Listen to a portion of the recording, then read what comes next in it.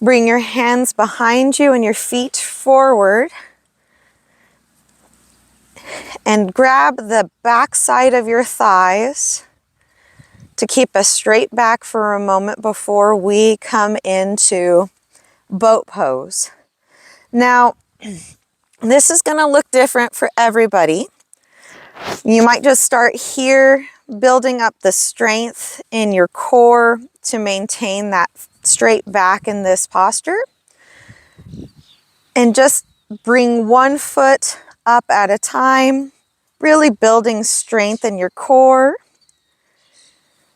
But if you have your balance and you're accustomed to the posture, you can bring both of your shins up parallel to the sky or to your ceiling.